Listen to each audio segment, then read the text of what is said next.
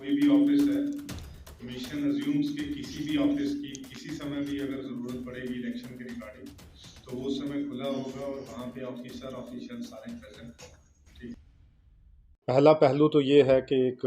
जो हमारा अभी जनरल इलेक्शन लोकसभा का 2024 का जो अनाउंसमेंट हुआ है,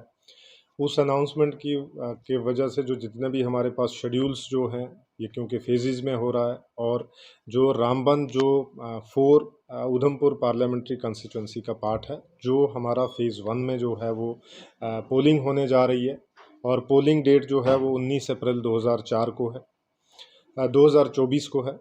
और इसी के साथ साथ जैसे मैं कुछ डेट्स हैं जो आपके सामने मैं अनाउंस करना चाहता हूं कि जो announcement and issue of press note जो है, जो honourable election commission of India ने शुरू किया इशू किया है, वो 16 मार्च 2024 को किया।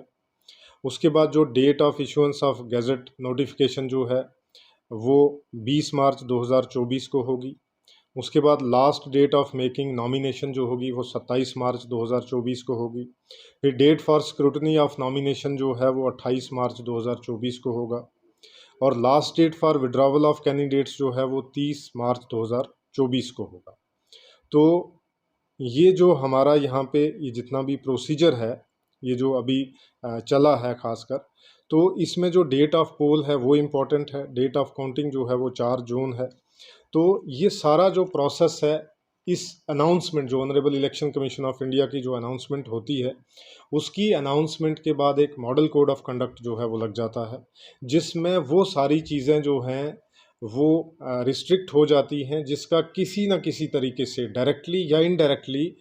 वोटिंग पे या पोलिंग डे वाले दिन या इलेक्शन कैंपेन में किसी न किसी चीज़ का जो है वो असर पड़ता है, जिससे जो है वो वोटर को या किसी न किसी लालच में आ जाए या इंड्यूसमेंट हो, जिससे हमारा जो फ्री फेयर और ट्रांसपेरेंट जो हमारा डेमोक्रेटिक सिस्टम है, इलेक्शन का प्रोसेस है, उसको किसी तरीके से कोई भी चीज़ डायरेक्टली या इनडायरेक्टली अगर करती है, इफेक्ट करती है, तो वो सारी चीज़ें जो हैं वो इसमें मॉडल कोड ऑफ कंडक्ट के बाद जो है रिस्ट्रिक्ट हो जाती हैं। तो ये आपको पता है कि कल से ही मॉडल कोड ऑफ कंडक्ट जो है वो लग चुका है। उसके बाद हमारी जो इलेक्शन मशीनरी है वो एक इलेक्शन मोड में आ गई है। उसमें हमारे डिफरेंट, जैसे अभी आपने ट्रेनिंग में भी देखा कि हमने जो अपने हमारी इलेक्शन की टीम्स हैं, डिफरेंट डिफरेंट टीम्स हैं, उनको किस तरीके से अवेयर किया गया है, उनको किस तरीके की ट्रेनिंग जो है वो दी गई है, क्योंकि इलेक्शन का process it's a pure public process. इसमें सारी चीज़ें जो हैं फेयर और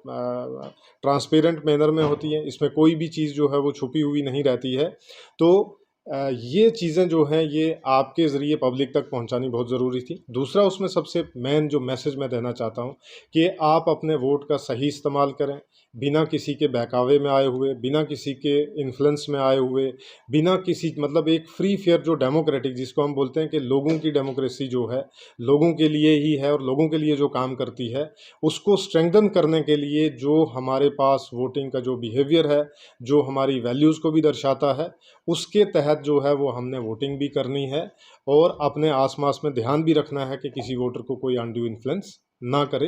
और उसके साथ साथ हमारा जो है वो इलेक्शन का जो कंट्रोल रूम है 24/7 है, वो भी चल रहा है। तो किसी किस्म का, आज के सोशल मीडिया का टाइम है, मेरा नंबर है, हमारे जितने भी AROs हैं, हमारे डिस्ट्रिक्ट एडमिनिस्ट्रेशन की जितनी भी टीम है, चाहे ADDC साहब हों, चाहे ADC हों,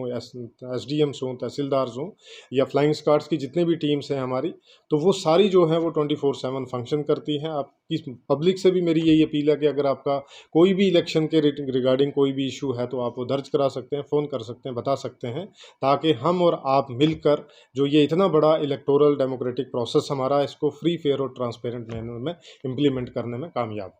इलेक्शन कंट्रोल रूम के बहुत सारे नंबर हैं, वो हम पब्लिश करेंगे, वो सोशल मीडिया पे आ जाएगा, तो वहाँ पे आपको पता चलेगा। तो इलेक्शन के लिए वी आर फुली प्रीपेयर्ड, और आज से नहीं, पिछले हम 6 महीने से इसकी तैयारी कर रहे हैं। मॉडल कोड ऑफ कंडक्ट लगा तो अब हम कंप्लीटली इलेक्शन मोड में आ गए। We are fully prepared for. लगभग हमारे पास 2,19,000 वोटर हैं जो एलिजिबल वोटर। हमारी दो रामबन डिस्ट्रिक्ट जो है ये पार्लियामेंट्री 4 उधमपुर जो कॉन्स्टिट्यूंसी है उसका पार्ट है, और इसमें दो हैं, एक तो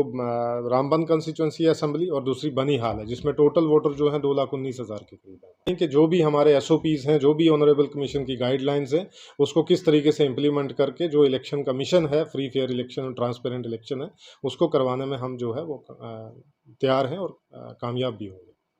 और अगर कोई भी जो है वो कोई गाइडलाइन को जो है ब्रेक करता है या प्रोटोकॉल्स को ब्रेक करता है तो उसके खिलाफ कानूनी तौर पे कार्रवाई करें। तो है कि इलेक्शन का प्रोसेस जो है वो एक 24/7 अगर हमें काम करना है तो इस छुट्टी पे जाने का जो प्रोसेस है वो डिफरेंट है कि कब जाना है, कैसे जाना है, वो अब कमीशन से डिसाइड होता है, क्योंकि we are directly under the control of commission.